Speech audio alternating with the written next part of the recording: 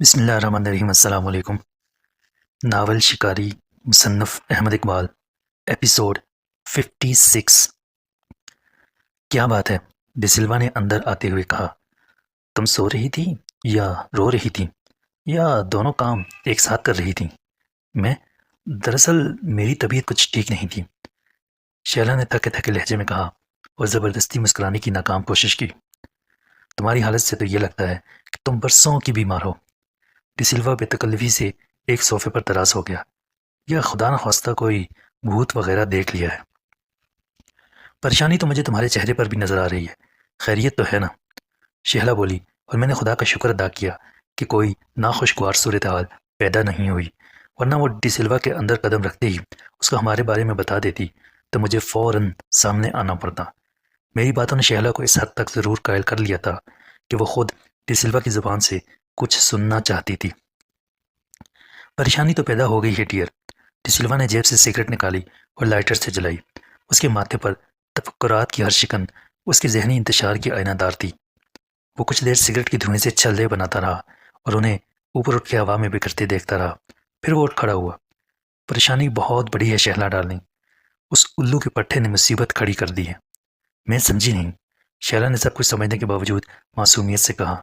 وہ بدماش سکندر بخت، اس نے پلٹ کر تیز لہجے میں کہا، معلوم نہیں وہ اسپتال کیسے آ پہنچا اور اس نے عین وقت پر تمہیں دیکھ لیا۔ میں تو اس کے آتے ہی نکل گئی تھی، شہلا نے گھبرا کے کہا۔ اس کی طرف میری پشت تھی، اس نے میری صورت کہاں دیکھی تھی؟ اس کے علاوہ میرا لباس، یہ صرف تمہاری خوش فہمی ہے، ڈی سلوا نے برہمی سے کہا۔ وہ بہت چالاک شخص ہے، تمہیں معلوم نہیں ہوا، لیکن اس نے تمہارے چہرے کی ایک جھلک دیکھ لی اور پہچان گیا۔ زیادہ گڑبڑ اس لیے ہوئی کہ اس کمرے میں ڈاکٹروں کے ساتھ صرف 2 نرسیں تھیں، تیسری کوئی نہیں تھی، لیکن سکندر نے اور اس کے ساتھ آنے والے مجسٹریٹ نے اصرار کیا کہ نرسیں 3 تھیں۔ تمہارے غائب ہو جانے سے معاملہ اور پراسرار ہو گیا۔ میں سکندر بخت کو تو جھٹلا دیتا، مگر اس مجسٹریٹ کو کیسے جھٹلاتا؟ اب قتل کا مقدمہ درج کر لیا گیا ہے، جس میں اسپتال کے عملے کے ساتھ میں اور تم بھی ملوث ہو گئے ہیں۔ وہ کیسے ڈی سلوا؟ شیلا نے کانپتی ہوئی آواز میں کہا۔ اب وہ اداکاری نہیں کر رہی تھی، بلکہ واقعی خوفزدہ تھی۔ ویسے کہ سکندر نے براہ راست مجھ پر شبے کا اظہار کیا ہے۔ ڈی سلوا کمرے میں چکر لگاتا رہا۔ اس کی حرکات و سکنات سے شدید بے چینی اور اضطراب کا اظہار ہوتا تھا۔ مجھ پر وہ کیا ثابت کرے گا؟ لیکن تمہارا نام لے کر اس نے مجھے بھی مصیبت میں ڈال دیا ہے اور تمہارے لیے بہت بڑا خطرہ پیدا کر دیا ہے، اور یہ سب تمہاری تھوڑی سی بے احتیاطی کا نتیجہ ہے۔ کیا تم یہ کام جلدی ختم کر کے وہاں سے نہیں نکل سکتی تھی؟ کیا ضرورت تھی اتنی دیر کرنے کی؟ اس کے لہجے پر جھنجھلاہٹ غالب تھی۔ 2 منٹ کا کام تھا۔ لیکن ڈی سلوا، میں سوچے سمجھے بغیر کوئی قدم کیسے اٹھاتی؟ شہلا نے کہا۔ 2 منٹ کا کام بھی اتنا آسان تو نہیں تھا۔ میں مناسب موقع کے انتظار میں رہی۔ خاں کے انتظار میں رہی؟ ڈی سلوا مشتعل ہو کے بولا۔ اگر تمہیں موقع کا خیال ہوتا تو تم ایسے وقت میں نہ جاتی جب وہاں پہلے سے 2 نرسیں موجود تھیں۔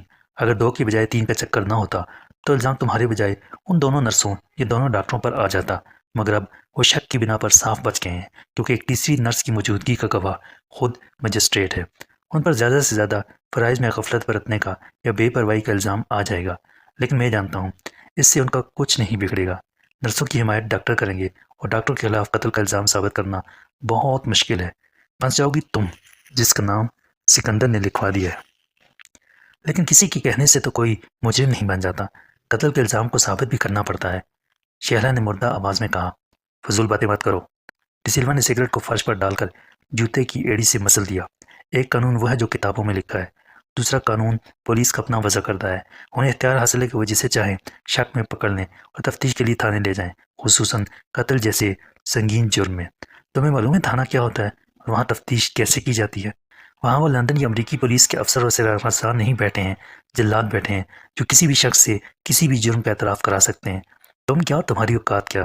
بڑے بڑے جیدار اور پیشہ ور قسم کے بدماش ایک رات کا عذاب نہیں جھیل سکتے۔ تم فوراً سب کچھ تسلیم کر لو گی اور اپنے ساتھ مجھے بھی مروا دو گی۔ لیکن لیکن تم نے کہا تھا کہ پولیس کچھ نہیں کر سکتی۔ شہلا پر بری طرح دہشت سوار تھی۔ تم نے کہا تھا کہ میرے تعلقات بہت ہیں اور میں پیسے سے سب کا منہ بند کر سکتا ہوں۔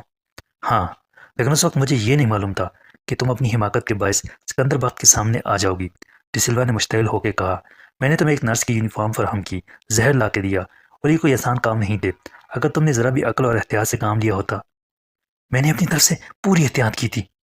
شیلا نے دونوں ہاتھوں میں منہ کو چھپا کر رونا شروع کر دیا۔ مجھے کیا معلوم تھا کہ سکندر ایک مجسٹریٹ کے ساتھ وہاں پہنچ جائے گا؟ مجھے تم پر بھروسہ تھا۔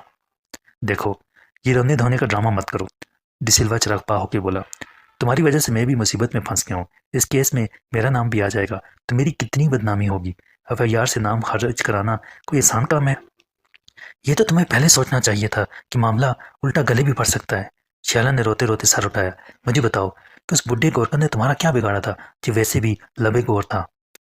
اگر میں اسے نہ مرواتا تو خود مارا جاتا، اور پہلے خود میں نے ہی کوشش کی تھی، مگر وہ خبیث قبر میں دفن ہونے کے بعد بھی زندہ نکل آیا اور میرے لیے جان کا خطرہ بن گیا، ڈی سلوا نے کہا۔ چنانچہ تم نے اپنی جان کا خطرہ میری جان کو منتقل کر دیا، شیلا نے آنسو پونچھ کر کہا۔ میں نے تمہارے لیے سب کچھ کیا اور اب تم مجھے الزام دے رہے ہو کہ غلطی میں نے کی؟ مجھے یہ بتانے آئے ہو کہ تم میرے لیے کچھ نہیں کر سکتے؟ تمہیں FIR میں سے اپنا نام خارج کرانے کی فکر ہے، لیکن میرے انجام کی فکر نہیں ہے؟ نہیں ڈی سلوا، یہ قتل تمہاری ایما پر ہوا ہے، تم بھی برابر کے شریک جرم ہو۔ پھانسی کے تختے تک تمہیں میرا ساتھ دینا ہوگا۔ میں اور رابعہ دم سادے یہ سب گفتگو سن رہے تھے اور اس جری میں سے سب کچھ دیکھ رہے تھے جو نیم ماہ دروازے کے درمیان تھی۔ نتائج میری توقعات سے بہتر نکلے تھے اور مجھے افسوس تھا تو ایک ٹیپ ریکارڈر کے موجود نہ ہونے کا، ورنہ میں اس پورے اطراف جرم کو ریکارڈ کر لیتا۔ شیلا کی بات کا رد عمل فوراً ہوا۔ ایک لمحے کے لیے ڈی سلوا کا چہرہ سرخ پڑ گیا، مگر اس نے اپنی حالت پر قابو پا لیا۔ دیکھو ڈیئر، یہ ہم دونوں کا مسئلہ ہے، ایسے حل نہیں ہوگا، وہ شیلا کے پاس بیٹھ کے بولا۔ اب اس کا لہجہ قطعی بدلا ہوا تھا، اس کا غصہ کافور ہو گیا تھا، اور یہ تبدیلی بے سبب نہیں تھی۔ ڈی سلوا جانتا تھا کہ شیلا کا ایک بیان اسے تباہ کر سکتا ہے۔ تمہیں اندازہ ہونا چاہیے کہ میں کتنا بڑا خطرہ مول لے کر یہاں آیا ہوں۔ مجھے ڈر تھا کہ کہیں میرے آنے سے پہلے پولیس یہاں نہ پہنچ چکی ہو۔ میں نے اور دلاور نے کہہ دیا تھا کہ دفتری فائلوں میں مس شیلا کا پرانا پتہ لکھا ہوا ہے۔ حال ہی میں وہ بادامی باغ کے علاقے سے گلبرگ کی طرف کہیں چلی گئی ہے، جو کوئی غلط بات بھی نہیں، مگر یہ پولیس والے بڑے کائیاں لوگ ہوتے ہیں، کوئی پتہ نہیں وہ اسی وقت نازل ہو جائیں۔ میری کار باہر کھڑی ہے، میں کیا جواز پیش کروں گا اس وقت یہاں اپنی موجودگی کا؟ میں تو کہہ چکا ہوں کہ مجھے مس شہلا زیدی کا پتہ معلوم نہیں ہے، اور میرا ان سے تعلق بھی دفتر کی حد تک ہے۔ شہلا زیدی؟ رابعہ نے میرے کان میں سرگوشی کی۔ یہ تو مسلمان ہے، عشق کا کوئی مذہب نہیں ہوتا، میں نے جواباً کسی فلسفی کی طرح کہا۔ خدا کے لیے خاموش رہو۔ تمہارے پاس آج رات کی مہلت ہے شہلا، ڈی سلوا نے دوسری سگریٹ جلا کے اپنی بات جاری رکھی۔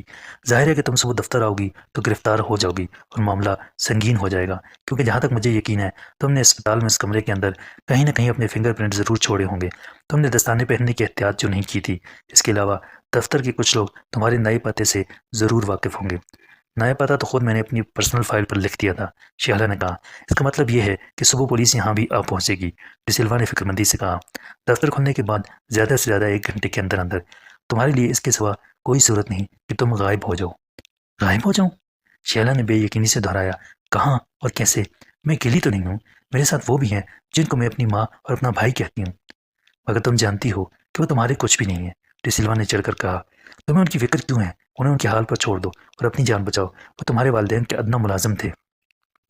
میں اتنی کمزور اور بے ضمیر نہیں ہوں ڈی سلوا، شیلا نے مضبوط لہجے میں کہا۔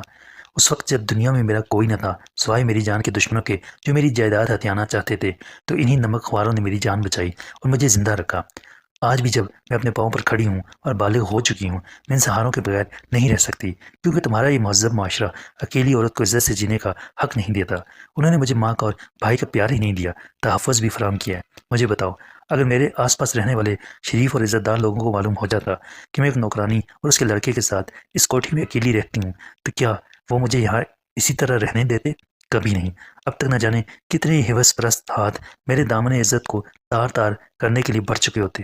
مشہور کر دیا جاتا کہ میں بد کردار اور فاحشہ ہوں، کہبہ خانہ چلاتی ہوں اور نوکری کرنے نہیں عزت بیچنے جاتی ہوں، اور یہ جائیداد جو میرے باپ نے چھوڑی تھی حرام کی کمائی کا نتیجہ ہے، حالانکہ اس کی مالک بھی میں انہی کی طفیل ہوں جن کے بارے میں تم کہہ رہے ہو کہ میں ان کو چھوڑ کے اپنی فکر کروں۔ مجھے بتاؤ، کیا بعد میں پولیس ان کو پریشان نہیں کرے گی؟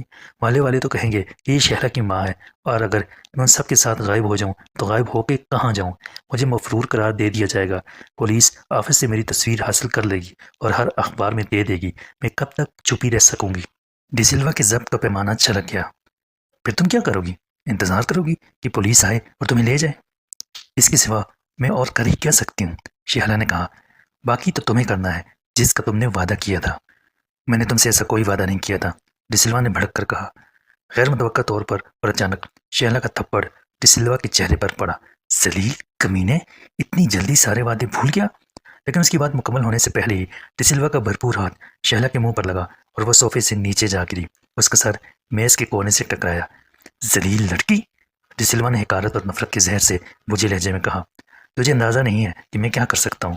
میں نے پہلے ہی کہہ دیا ہے کہ میرا اپنی سیکرٹری کی نجی زندگی سے کوئی تعلق نہیں۔ شہلا زخم خوردہ ناگن کی طرح اس پر حملہ آور ہوئی۔ بدماش کتے، میں بھی کہہ سکتی ہوں کہ اس قتل پر تو نے مجھے مجبور کیا تھا۔ میں ساری دنیا کو چیخ چیخ کر بتا سکتی ہوں۔ ڈسلوا نے اس کے دوسرا ہاتھ رسید کیا۔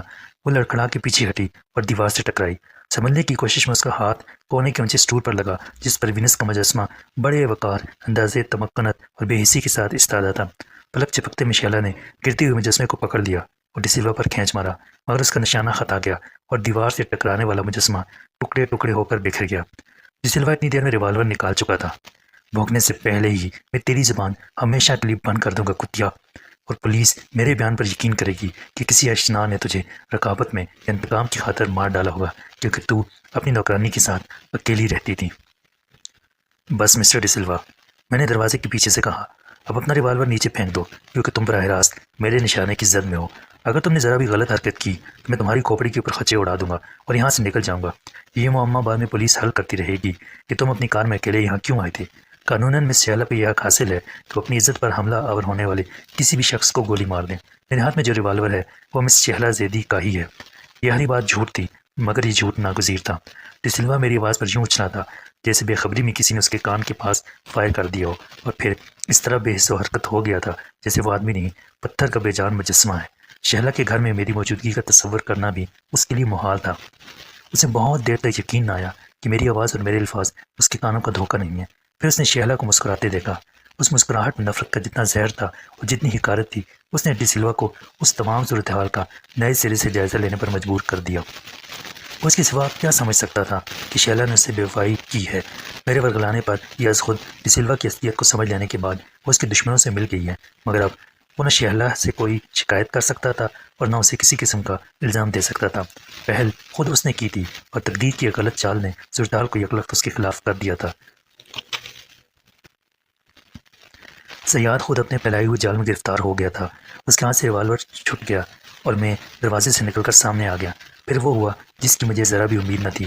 ڈسلوا نے انتہائی پھرتی کو مظاہرہ کرتے ہوئے ایک جست لگائی اور کھلے دروازے سے باہر نکل گیا۔ اگر مجھے ریوالور کے فائر کی آواز سے دوسروں کے متوجہ ہونے کا ڈر نہ ہوتا تو میں بلا تعمل اسے گولی مار دیتا، مگر میں نے اسے پکڑنے کی کوشش کی۔ چند سیکنڈ کے فرق سے وہ پہلے نکل گیا اور جاتے جاتے دروازے کو باہر سے بند کر گیا۔ میں اپنی زور میں دروازے سے ٹکرایا۔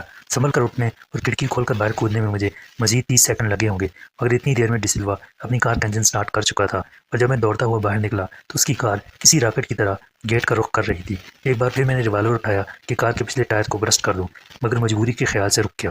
اگر میں اپنی کوشش میں کامیاب ہو جاتا تو میرے لیے بہت سے مسائل پیدا ہو جاتے۔ میرے لیے شیلا کے گھر میں اپنی موجودگی کی وضاحت کرنا مشکل ہو جاتا اور ناجائز طور پر حاصل کردہ ریوالور سے ڈسلوا پر گولی چلانے کی ضرورت کا جواز پیش کرنا اس سے بھی زیادہ مشکل ہوتا۔ جب میں واپس کمرے میں آیا تو رابعہ نے شیلا کو سنبھال لیا تھا، جو اس جذباتی بحران سے گزر کے اپنی تمام ذہنی اور جسمانی توانائی ظاہر کر چکی تھی اور اب اس پر ہسٹیریا کا زبردست دورہ پڑا تھا۔ اس کی مٹھیاں بند تھیں اور وہ آنکھیں مودے صوفے پر لیٹی ہچکیاں لے رہی تھی اور بار بار ایک ہی بات دہرا رہی تھی، میں اسے زندہ نہیں چھوڑوں گی، وہ مجھے کیا سمجھتا ہے۔ میں نے ریوالور کو جیب میں رکھ لیا۔ کیسی عجیب بات ہے شیلا کہ گھر میں اتنا ہنگامہ ہوا اور کوئی دیکھنے تک نہیں آیا، میں نے کہا۔ شیلا کی ماں نے بھی نہیں دیکھا؟ شیلا نے کہا تھا کہ وہ بیمار ہے، رابعہ بولی۔ میں دیکھتی ہوں۔ نہیں، تم یہاں شیلا کے پاس ٹھہرو، میں دیکھتا ہوں، میں نے اندر کا رخ کرتے ہوئے کہا۔ یہ کمرہ تو وہی تھا جس میں رابعہ میں چھپے ہوئے تھے۔ لائٹ جلا کر دیکھنے پر مجھے 2 دروازے نظر آئے۔ بائیں طرف کا دروازہ باہر کھلا ہوا تھا۔ مجھے رات کا اندھیرا ہر سو محیط دکھائی دیا۔ میں نے اسے بند کیا اور دوسرے دروازے سے ایک بیڈ روم میں داخل ہوا جو غالباً شیلا کا بیڈ روم تھا، خوبصورت، پرتکلف اور حسن و آرائش کا مرقع، بالکل رابعہ کے کمرے کی طرح زنانہ استعمال کے سامان کی خوشبو سے بھرا ہوا، نسوانیت کے لطیف احساس سے معمور۔ کمرے میں صرف ایک ٹیبل لیمپ روشن تھا۔ 2 میں سے ایک دروازہ غالباً باتھ روم کا تھا۔ دوسرے دروازے کے نیچے روشنی کی ایک لکیر چمک رہی تھی۔ میں نے اس دروازے کو کھولا اور ٹھٹک کر رک گیا۔ یہ بھی ایک بیڈ روم تھا، مگر اس میں ایک ضعیف عورت آنکھیں کھولے یوں پڑی تھی کہ پہلی نظر میں اس کا وجود زندگی کی ہر علامت سے محروم لگتا تھا۔ وہ کم سے کم 70 سال کی تھی اور ہڈیوں کا ڈھانچہ رہ گئی تھی۔ اس کے بال بالکل سفید اور چاندی کی تار ہو گئے تھے اور عمر گزشتہ کا ہر سال اس کی صورت پر ایک شکن چھوڑ گیا تھا۔ اس کا آدھا دھڑ مفلوج تھا، چنانچہ وہ کسی سہارے کے بغیر اٹھ کر بیٹھ بھی نہیں سکتی تھی۔ اس کے بیڈ سے ذرا فاصلے پر مزدوروں والی ویل چیئر موجود تھی۔ خوف اس کی کھلی آنکھوں میں ایک سوال بن گیا تھا۔ تم کون ہو؟ وہ لرزتی ہوئی آواز میں بولی۔ میری شہلہ کہاں ہے؟ شہلہ بالکل خیریت سے ہے ماں جی، میں نے گھٹنوں کے بل اس کے پاس جھک کر کہا۔ میں شہلہ کے پاس کام کرتا ہوں۔ کیا عدنان آ گیا ہے؟ بوڑھیا نے پوچھا۔ ابھی میں نے کچھ آوازیں سنی تھی۔ عدنان کون ہے ماں جی؟ ابھی تو ڈسلوا آیا تھا، میں نے جواب دیا۔ ہاں، میں نے اس کی کار کی آواز سنی تھی، اطمینان کا سانس لے کر بولی۔ میں سمجھی عدنان پھر پی کے آ گیا ہے، خدا اسے ہدایت دے، میں اسے بددعا بھی تو نہیں دے سکتی، وہ میرا ایک ہی بیٹا ہے۔ میں سکتے میں رہ گیا۔ شہلہ نے مجھ سے یہ جھوٹ بھی بولا تھا کہ گھر میں صرف اس کا بھائی ہے جو سر شام سو جانے کا عادی ہے۔ وہ ظاہر نہیں کرنا چاہتی تھی کہ گھر میں اس کے سوا صرف ایک معذور عورت ہے۔ وہ بھائی تھا یا نہیں تھا، مگر وہ گھر کے اندر اس کی موجودگی کا نفسیاتی سہارا لینا چاہتی تھی۔ ایک معذور عورت اور اس کا بدچلن شرابی بیٹا، اگر وہ گھر میں موجود ہوتا تب بھی کسی کا کیا بگاڑ لیتا، مگر اس نے مجھے یہ تاثر دیا تھا کہ اس کا محافظ بھائی گھر میں موجود ہے اور کسی بھی وقت اٹھ کے آ سکتا ہے۔ ہر غیرت مند بھائی کی طرح وہ بہن کی آبرو کا رکھوالا ہے۔ یہ تھا خوش شکل، خوش پوش اور خوش باش نظر آنے والی شہلہ زیدی کی خوبصورت زندگی کا پس منظر۔ خون کے رشتے ختم ہو جانے کے بعد اس نے جذباتی رشتوں کو استوار رکھا تھا، مگر یہ رشتے بھی سود کے دھاگے تھے، ایک جھٹکے میں ٹوٹ جانے والے، ناقابل اعتماد اور جھوٹے، مگر اس نے انہیں کا بھرم رکھ کے زندگی سے مفاہمت کر لی تھی۔ مجھے یوں لگا جیسے میں نے خوبصورت گل رنگ اور ریشمی پردہ ہٹا کے گندی گلی کا منظر دیکھ لیا ہے، جہاں غلاظت، تعفن اور پست ترین سطح پر جینے والی مخلوق کی زندگی کی تمام بدصورتی موجود ہے۔ ماں جی، میں نے کہا، کیا عدنان کو معلوم ہے کہ شیلا اس کی بہن نہیں ہے؟ کون کہتا ہے شیلا اس کی بہن نہیں ہے؟ میری بات نے جیسے اس بوڑھی عورت کے زخمی دل پر انگارہ رکھ دیا۔ وہ میری بیٹی ہے تو عدنان کی بہن ہی ہوئی نا، سمجھنے کا کیا مطلب؟ میں سمجھ گیا تھا کہ زندگی کے اس راز کو شیلا نے ڈسلوا کے سوا کسی پر افشا نہیں کیا تھا۔ وہ ڈسلوا پر کتنا اعتماد کرتی تھی، اور ڈسلوا کے بعد یہ بات صرف مجھے اور رابعہ کو معلوم ہو گئی تھی۔ اس نے بتا دیا تم کو کہ یہ شیلا نے اچھا نہیں کیا؟ میں نہیں چاہتی تھی کہ کسی کو یہ بات معلوم ہو۔ اگر ممکن ہوتا تو میں شیلا کو بھی پتہ نہ چلنے دیتی۔ جب اس کے والدین گھر میں آگ لگ جانے سے مر گئے تھے تو وہ اکیلی رہ گئی تھی۔ عدنان 4 سال کا تھا اور شیلا کی عمر 10 سال تھی۔ اسے سب یاد ہے، حالانکہ 13 سال بیت چکے ہیں اس بات کو۔ اس کی آنکھوں سے آنسو بہنے لگے تھے۔ میں نے دل ہی دل میں اس عظیم عورت کی محبت اور ممتا کے جذبات کو سلام کیا۔ اس نے شیلا پر اپنی زندگی قربان کر دی تھی۔ اسے اپنے بیٹے کو بھی کچھ نہیں بتایا تھا، اور شاید اسی لیے عدنان کے ہاتھوں شیلا کی عزت محفوظ رہی تھی۔ 17 سال کی عمر میں شراب کا عادی ہو جانے والا عدنان یقیناً صحت بد میں تباہ ہوا تھا۔ اسے برے بھلے کی تمیز کہاں ہوگی؟ شاید وہ اس کوٹھی کو اور اس گھر کی ہر چیز کو باپ کی ملکیت سمجھتا ہوگا اور بہن کی کمائی پر اینٹتا ہوگا۔ قابل تعریف شہلہ کا حوصلہ اور ظرف بھی تھا۔ اس نے ڈسلوا کو صاف جواب دے کر بڑی اخلاقی جرات کا مظاہرہ کیا تھا۔ ماں جی، میں نے کہا، آپ کو چند دن کے لیے یہاں سے جانا ہوگا میرے ساتھ۔ نہیں، وہ چلائی، میں شہلہ کو اپنی بیٹی کو چھوڑ کے کہیں نہیں جاؤں گی۔ شہلہ آپ کے ساتھ چلے گی، ہمارے ساتھ رہے گی ماں جی۔ یہاں کچھ بدقماش لوگ اس کی جان کے دشمن ہو رہے ہیں، ہو سکتا ہے اس کو نقصان پہنچانے کی کوشش کریں۔ دروازے میں رابعہ کے ساتھ شہلہ نمودار ہوئی۔ رابعہ نے اتنی دیر میں اس کو خاصا سنبھال لیا تھا، اور شاید اسے یقین دلانے میں کامیاب ہو گئی تھی کہ ان حالات میں اس کا یہاں رہنا خطرناک ثابت ہو سکتا ہے۔ یہ ٹھیک کہہ رہے ہیں اماں، ہم یہاں نہیں رہ سکتے، شہلہ نے کہا۔ مایوسی اور افسردگی اس کی صورت سے بھی عیاں تھی۔ مگر کیوں؟ آخر ہم کہاں جائیں گے؟ شہلہ کی ماں نے ایک ہاتھ کے سہارے پر اٹھنا چاہا۔ اس وقت تک میں طے کر چکا تھا شہلہ کو اور اس کی ماں کو کہاں چھپایا جا سکتا ہے۔ رابعہ کی خادمہ کا گھر اس کے لیے موزوں ترین جگہ تھی۔ میں نے شہلہ سے کہا ہے کہ وہ ماسی کے گھر میں بالکل محفوظ رہے گی۔ رابعہ نے جیسے میرے خیالات کو پڑھ لیا۔ میں نے بھی یہی سوچا تھا۔ میں نے کہا، اب دیر کرنے کا کوئی فائدہ نہیں، ڈسلوا واپس بھی آ سکتا ہے۔ لیکن مجھے کچھ تو بتاؤ کہ یہ دشمنی کرنے والے کون ہیں، کیا چاہتے ہیں؟ بوڑھی عورت نے فریادی لہجے میں کہا۔ اگر خطرہ کی کوئی بات ہے تو پولیس کو اطلاع کیوں نہیں دیتے؟ ایسے گھر بار چھوڑ کے بھی کوئی بھاگتا ہے؟ یہ بہت لمبی بات ہے ماں جی، میں نے کہا، اور بہت سی باتیں ایسی ہیں جو آپ کی سمجھ میں نہیں آئیں گی۔ ہم پر اعتماد کیجیے، جیسے ہی حالات ٹھیک ہوئے ہم واپس آ جائیں گے۔ اور عدنان، اس کا کیا ہوگا؟ وہ کہاں جائے گا؟ شہلہ کی ماں نے کہا۔ یہ مسئلہ میرے ذہن میں بھی تھا، اور مجھے اندیشہ تھا کہ ماں اپنے بیٹے کو خطرات میں تنہا چھوڑ کے جانے پر رضامند نہیں ہوگی۔ اس مسئلے کا صرف ایک ہی حل تھا، میں یہاں عدنان کا انتظار کروں گا۔ میں نے کچھ دیر سوچنے کے بعد کہا، اور اسے بعد میں اپنے ساتھ لے آؤں گا۔ آپ رابعہ کے ساتھ جائیں۔ یہ تمہاری بیوی ہے؟ شہلہ کی ماں نے کہا۔ رابعہ کا چہرہ سرخ پڑ گیا، لیکن اس سے پہلے کہ میں وضاحت یا تردید کرتا، شہلہ نے کہا، ہاں ماں، اور یہ بہت بڑی وکیل ہیں۔ پھر اس نے ہماری طرف یوں دیکھا جیسے ضرورت کے تحت بولے جانے والے اس جھوٹ کی اہمیت ہم پر واضح کرنا چاہتی ہے۔ اس نے پرانے وقتوں کی اس بوڑھی عورت کی نظر میں ہماری عزت کم نہیں ہونے دی تھی اور ہمیں زیادہ اعتبار کے قابل بنا دیا تھا۔ اگر اسے معلوم ہوتا کہ اس گھر میں پہلی بار نظر آنے والے اجنبی مرد کے ساتھ ایک غیر شادی شدہ لڑکی آئی ہے تو ہم دونوں کا کردار اس کے اخلاقی معیار کے مطابق مشکوک ہو جاتا۔ نئی نئی شادی ہوئی ہے کیا؟ شہلہ کی ماں نے مسکرانے کی کوشش کی۔ بہت شرماتی ہے۔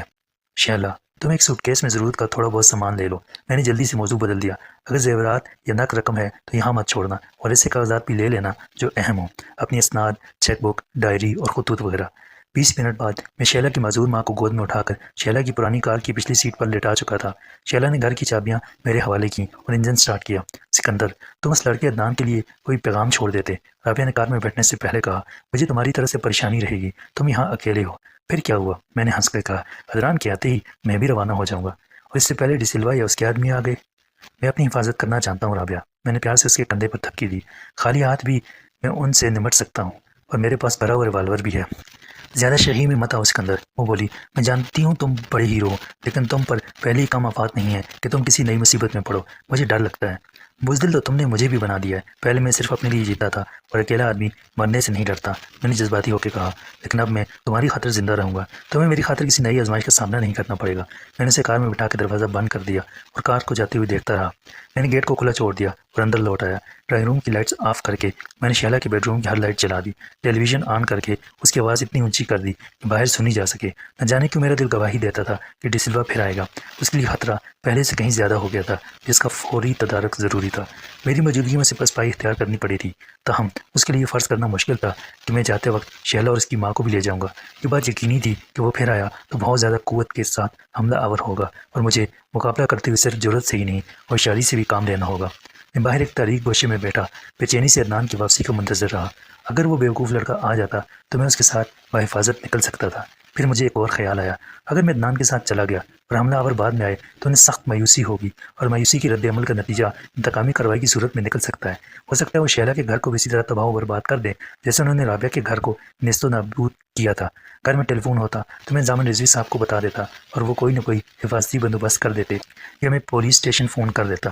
میں نے ادھر ادھر دیکھا تو اسٹریٹ لائٹس کے اجالے میں مجھے ٹیلی فون کے تار کی مدھم سی سیاہ لکیر دکھائی دی جو ساتھ والے گھر سے ملی ہوئی تھی۔ وقت کم تھا اور سوچنے میں نہیں گنوایا جا سکتا تھا۔ درمیان کی دیوار زیادہ اونچی نہیں تھی۔ میں نے خود کو تھوڑا سا بلند کیا اور دوسری طرف جھانکا۔ گیٹ کھولا ہوا تھا، لیکن 2 کنال کی اس کوٹھی کے ویرانے احاطے میں سوائے 2 کاروں کے اور کچھ نہیں تھا۔ گھوم کر جانے میں زیادہ وقت صرف ہوتا، چنانچہ میں دیوار پر سے کود گیا۔ اندر والے دروازے تک پہنچنے سے پہلے ہی میری ملاقات 16-17 سال کے ایک لڑکے سے ہو گئی جو چابیاں گھماتا باہر آ رہا تھا۔ میں نے اسے بتایا کہ میں ساتھ والے گھر سے آیا ہوں اور میرا ٹیلی فون خراب ہے۔ نوجوان جلدی میں تھا۔ اس نے مجھے بتایا کہ ایک فون اندر کوریڈور میں رکھا ہے، اور میری طرف دیکھے بغیر نکل گیا۔ حسب توقع یہاں رہنے والے اپنے ہمسائے کو بھی نہیں پہچانتے تھے۔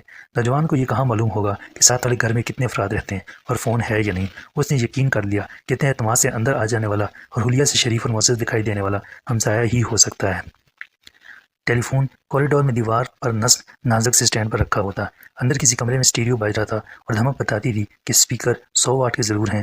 کسی اور کمرے میں کوئی ٹی وی دیکھ رہا تھا۔ کوریڈور میں آویزاں فانوس کی روشنی میں 2 نوکر ایک دروازے سے نکل کر دوسرے دروازے میں غائب ہو گئے، لیکن کوئی میری طرف متوجہ نہ ہوا۔ میں نے اطمینان سے پولیس اسٹیشن کا نمبر ملایا اور شیلا کے گھر کا نمبر دیا۔ میں نے کہا کہ میں شیلا کا ہمسایہ بول رہا ہوں، اور میں نے ابھی اس گھر میں فائرنگ کی آوازیں سنی ہیں۔ وہاں ایک مفلوج عورت اپنی بیٹی کے ساتھ رہتی ہے۔ اگر پولیس چیک کرے تو اچھا ہے۔ مجھ سے بات کرنے والے پولیس انسپکٹر نے میرا نام پوچھا، اور میں نے کہا کہ میں SSP ضامن رضوی کا چھوٹا بھائی ہوں۔ میں نے ٹیلی فون نمبر بھی ضامن رضوی صاحب ہی کا دیا۔ اس کے بعد کس کی مجال تھی کہ تصدیق کرتا یا اس رپورٹ کو نظر انداز کرتا؟ گلبرگ میں رہنے والے یوں بھی عام لوگ نہیں ہوتے کہ ان کی شکایت پر ایکشن میں تاخیر ممکن ہوتی۔ میں ٹیلی فون کے ریسیور کو کریڈل پر رکھ کر کسی کا شکریہ ادا کیے بغیر باہر نکلا اور دیوار پھاندنے کے بجائے گیٹ سے باہر آیا۔ شیلا کے گھر کے دروازے تک پہنچنے میں مجھے مشکل سے 5 منٹ لگے ہوں گے۔ کچھ سوچ کے میں دروازے پر ہی رک گیا۔ جب بھی کوئی کار نمودار ہوتی تو ہیڈ لائٹ سے بچنے کے لیے میں گیٹ پوسٹ کے پیچھے ہو جاتا۔ تقریباً 10 منٹ بعد ایک کار سیدھی اندر آئی اور پورچ میں رک گئی۔ یہ ایک ٹیکسی تھی جس میں 4 افراد بیٹھے تھے۔ ان میں سے ایک ڈرائیور کی جگہ انجن سٹارٹ کیے بیٹھا رہا اور 3 نیچے اتر آئے۔ ان سب نے چہرہ چھپانے کے لیے منہ پر سکارف لپیٹ رکھے تھے، اور وہ سب سیاہ رنگ کی پتلونوں پر جو سیاہ بنیانیں پہنے ہوئے تھے۔ میرا خیال ہے وہ اندر ہی ہے، ڈرائیور نے باہر منہ نکال کے کہا۔ وہ جاگ رہی ہے، احتیاط سے کام لینا ورنہ وہ شور مچا دے گی۔ اس کے پاس ریوالور بھی ہے۔ اس کا تحکمانہ لہجہ بتاتا تھا کہ وہ ان بدماشوں کا لیڈر ہے۔ فکر کی کوئی بات نہیں استاد، ان تینوں سے ایک نے کہا۔ ہم ابھی ان سب کو سمیٹ لاتے ہیں۔ دوسرے نے ہاں میں ہاں ملائی اور وہ 3 مختلف سمتوں میں پھیل گئے۔ ایک سامنے والے دروازے سے اندر چلا گیا، باقی 2 نے دائیں بائیں جانب سے گھر کو حصار میں لینے کی کوشش کی۔ گھر کے دونوں طرف ساتھ والی کوٹھیوں کی دیواریں چند فٹ کے فاصلے پر تھیں۔ चुनांचे दोनों तरफ गलियां सी बन गई थीं और आखिरी हिस्से में दोनों तरफ बेडरूम, किचन और स्टोर के दरवाजे खुलते थे। मैं दबे पाँव बाएं तरफ चलने लगा। टैक्सी में आने वाला एक शख्स मुझसे 10 कदम आगे था और मेरे लिए छुपने की कोई जगह न थी। अगर वो एक बार भी पलट कर देख लेता तो खुद को बचाने के लिए मुझे उस पर गोली चलानी पड़ती, वरना ये 10 कदम का फासला तय करने से पहले ही वो मुझे शूट कर देता। चुनांचे मैं बहुत मोहतात था। मेरे और उसके दरमियान फासला कम होता जा रहा था, लेकिन तेज़ रफ्तारी के बावजूद उसे मेरे कदमों की चाप सुनाई नहीं दे रही थी। फिर मेरे पैरों के नीचे एक खुश्क पत्थर चिरचिराया और उस सकूत में वो आवाज़ बादल की गरज की तरह लगी। हम दोनों एक साथ रुके। उसने बिजली की तरफ पलट कर फायर किया। मैं इसके लिए तैयार था। मेरे जिस्म के खुदकार दिफाई निज़ाम ने मुझे बर वक्त गोता मार कर गोली के रास्ते से हटा दिया और इसी के साथ जवाबी फायर पर मजबूर कर दिया। वो शख्स गला फाड़ के चिल्लाया और पलट कर पीछे गिरा। उसी वक्त वो दरवाज़ा खुला जो कुछ देर पहले मैंने ही खोला था। सीधा अंदर दाखिल हो जाने वाले शख्स ने चीख कर कहा, ये क्या है? और मुझे सिर्फ उसका सर दिखाई दिया। मुझे यकीन था कि उस दूसरे शख्स के हाथ में भी रिवाल्वर ज़रूर होगा और उसे एक लम्हे की मोहलत देना खुदकशी की मुतरादिफ होगा। मैंने पूरी कुव्वत से जस्ट लगाई और अपने हरीफ को कुछ समझने या संभलने का मौका दिए बगैर बाहर खींच लिया। मेरे हाथ उसके बालों पर पड़े थे। एक झटके में वो सामने की दीवार से टकराया। मैंने उसकी गर्दन पर खड़ी हथेली का वार किया। मैं इसकी गर्दन तोड़ना नहीं चाहता था, लेकिन उजलत में हाथ साफ पड़ गया। या उसकी गर्दन ऐसे जाविये पर आ गई कि मैंने हड्डी टूटने की आवाज़ साफ सुनी और वह ज़मीन पर ढेर हो गया। अफसोस करने की फुर्सत न थी, क्योंकि अभी 2 दुश्मन बाकी थे। इसमें शुबे की कोई गुंजाइश न थी कि यके बाद दीगरे होने वाले 2 फायरों की आवाज़ से वो भी मुकाबले के लिए दौड़ पड़े होंगे। मैं खुले दरवाजे के अंदर पहुंच गया। कमरे में बदस्तूर अंधेरा था। मैं पूरी कुव्वत के साथ उस शख्स से टकरा गया जो दौड़ता हुआ दरवाजे की तरफ आ रहा था, और गालिबन ये वही शख्स था जो दाएं तरफ से घर में घुसा था। हम एक साथ गिरे। उसने अंधेरे में एक कुर्सी उठा के मुझ पर फेंकी, मेरे शाने पर लगी और रिवाल्वर मेरे हाथ से छट कर फर्श पर गिर गया। फिर मैंने उस शख्स को दोनों हाथों से संभाल कर ऊपर उठाया और घुमाकर दीवार पर दे मारा। शायद उसका रिवाल्वर तसादुम के वक्त उसकी गिरफ्त से निकल गया था, वरना वो कुर्सी फेंक कर मारने के बजाय मुझे गोली मार देता। अब वो दीवार के करीब उल्टा पड़ा था और मुझे उस आखिरी आदमी की चिल्लाने की आवाज़ें आ रही थी जो उनका लीडर था और जिसे मैंने टैक्सी में ड्राइवर की जगह बैठते देखा था। अगर मैं लाइट जलाता तो वो सीधा इधर आ जाता। मैंने अंधेरे ही में हाथों और पैरों के बल चलते ही फर्श पर रिवाल्वर तलाश किया और कामयाब भी रहा। लेकिन जो रिवाल्वर मेरे हाथ में आया वो मेरा नहीं था, बल्कि उस दूसरे शख्स का था। मैंने उसे भी जेब में डाला और अपना रिवाल्वर ढूंढता रहा। उस पर मेरे फिंगरप्रिंट, और मैं इसे यहाँ छोड़ने का खतरा मोल नहीं ले सकता था। चौथा आदमी अपने साथियों को पुकारता आगे बढ़ रहा था और जवाब न मिलने पर उन्हें गालियाँ दे रहा था। फिर उसका साया दरवाजे के फ्रेम में नमूदार हुआ और मैं जहाँ था वहीं रुक गया। कमरे के असबाब के दरमियान मेरे वजूद का पता नहीं चलता था, लेकिन खफीफ सी हरकत भी मेरी मौजूदगी की खबर दे सकती थी, और वो वहीं खड़े खड़े मेरा निशाना लेकर मुझे कुत्ते की मौत मार सकता था। वो चंद सेकंड तक बेहिस हरकत खड़ा अंधेरे में कुछ देखने की जिद्दोजहद करता रहा। फिर शायद उसे यकीन आ गया कि उसके साथियों में से कमरे में कोई नहीं है। मैंने उसे पलट कर जाते हुए देखा। चंद सेकंड बाद मुझे अपना रिवाल्वर मिल गया और मैं तेज़ी से दरवाजे की तरफ लपका। उसी वक्त मेरे कानों में टैक्सी के इंजन के मुर्राने की आवाज़ आई। वो मेरी तवक्कुआ से ज़्यादा चालाक साबित हुआ था। अपने किसी साथी की तरफ से कोई जवाब न पाकर उसने अंदाज़ा कर लिया था कि वो किसी नादीदा दुश्मन के हाथों मारे जा चुके हैं या गिरफ्तार हो चुके हैं। उसने मुकाबले का इरादा तर्क करके फरार हो जाना बेहतर समझा था। मैं दौड़ता हुआ बाहर आया तो टैक्सी दरवाजे से निकल रही थी। मैंने फायर किया। गोली टायर में लगने के बजाय टैक्सी के पिछले शीशे पर लगी। शीशा बिखर गया, लेकिन टैक्सी गायब हो गई। मैंने उसका नंबर नोट कर लिया था, सिर्फ इसलिए कि टैक्सी में से किसी के फिंगरप्रिंट मिल सकते थे, वरना मैं जानता था कि टैक्सी चोरी की होगी और पुलिस को 1-2 रोज़ बाद कहीं न कहीं लावारिस खड़ी हुई मिल जाएगी। मैं अभी रिवाल्वर हाथ में लिए खड़ा वापस अंदर जाने और घर में पड़ी हुई 3 अफराद की जामा तलाशी लेने के बारे में सोच ही रहा था कि मैंने पुलिस की एक जीप को दरवाजे पर रुकते देखा। 3 पुलिस वाले राइफलें उठाए इत्मीनान से उतरे और दरवाजे के अंदर की तरफ आने लगे। ज़रा सी देर के लिए मैं तजब्जुब का शिकार हुआ कि मुझे क्या करना चाहिए। मैं सामने जाकर कह सकता था कि फ़ोन मैंने किया था, मेरी रिपोर्ट दुरुस्त साबित हो चुकी थी, लेकिन शहादत और बयान से मैं नए चक्करों में पड़ जाता और मुझे रवे की बात याद थी जिसने रुखसत होते वक्त कही थी कि मुझ पर पहले ही का मफाद नहीं है। चुनांचे मैंने तमाम वाक़यात से बेताल्लुक़ रहना बेहतर समझा और इससे पहले कि पुलिस की निगाह मुझ पर पड़ती, मैं दीवार फांद कर फिर उसी कोठी में कूद गया जहाँ से मैंने फ़ोन किया था। तोकनाल के रकबे की वजह से ये कोठी शैला के घर से काफ़ी दूर थी। दरमियान में बाग का वसी इलाका हाल था। इसके अलावा कोठी के अंदर रहने वाले अपने अपने कमरों में स्टीरियो और टीवी लगाए बैठे थे। उनके कानों तक फायरिंग की आवाज़ पहुंची भी होगी तो उन्होंने तय कर लिया होगा कि ये किसी कार के बैकफायर की आवाज़ है। यूँ भी अपनी तफरीह छोड़ के ऐसी बातों पर तवज्जो देने की फुर्सत या ज़रूरत किसी होती है। मैं इत्मीनान से चलता हुआ दूसरी बार गेट से निकला और मुखालिफ सिमत में चल दिया। तकरीबन 100 गज चलने के बाद मुझे वो टैक्सी सड़क के एक किनारे पर खड़ी हुई नजर आई, जिसका पिछला शीशा गोली से टूट गया था और टूटे हुए शीशे का खला शफाफ जल्द पर जख्म के बदनुमा दाग की तरह लगता था। टैक्सी को यहाँ तक लाने वाला उसे छोड़कर भागने पर मजबूर हो गया था, क्योंकि अपनी मौजूदा हालत में ये टैक्सी पुलिस को फौरन मुतवज्जो कर लेती। करीब से देखने पर मुझे فٹ بورڈ کے پاس خون کے قطرے نظر آئے۔ میں نے رومال نکالا اور اس سے ہینڈل کو تھام کر دروازہ کھولا۔ خون کے داغ سیٹ کی پشت پر بھی تھے، جس سے میں نے اندازہ کیا کہ میری گولی شیشے سے گزرنے کے بعد ڈرائیور کے شانے میں دائیں طرف لگی ہوگی اور اس کے لیے ڈرائیونگ کرنا بھی مشکل ہو گیا ہوگا۔ میں نے دروازہ پھر بند کیا اور روانہ ہو گیا۔ ایک ٹیکسی نے مجھے صدر بازار میں اتارا تو رات کے 11 بج رہے تھے۔ سڑک سے گلی میں داخل ہو کے میں نے ماسی کے دروازے پر دستک دی۔ دروازہ خود ماسی نے کھولا اور ایک طرف ہو گئی۔ 2 کمروں کا ایک چھوٹا سا غریب خانہ ان کوٹھیوں سے زمین اور آسمان کے فرق کا نمونہ پیش کرتا تھا جن کے رہنے والے اس وقت یہاں پناہ گیر تھے۔ رابعہ کی خادمہ یعنی ماسی کے لیے اپنی چھوٹی بیوی کا آنا اور خدمت کا موقع فراہم کرنا ایک سعادت سے کم نہ تھا، اور اپنی حیثیت کے مطابق وہ میزبانی کے سارے آداب نبھانے کی بھرپور کوشش کر رہی تھی۔ اس نے شہلا کی ماں کو ایک بستر پر نئی چادر بچھا کر لٹا دیا تھا اور اب کھانے کے اہتمام میں لگی ہوئی تھی۔ بھوک ہم میں سے کسی کو بھی نہیں تھی۔ میرے نہ آنے سے رابعہ اور شہلا دونوں ہی پریشان تھیں، مگر ان کے لیے عدنان کی ماں کو مطمئن رکھنا زیادہ مشکل مسئلہ بنا ہوا تھا۔ وہ بہت کچھ پوچھ رہی تھی جس کا جواب نہ رابعہ دے سکی تھی اور نہ شہلا۔ میں نے طے کیا کہ اس وقت تمام واقعات کو غور کر کے ایک جھوٹ سے سب کو مطمئن کرنا مصلحت کے تقاضوں کے عین مطابق ہو۔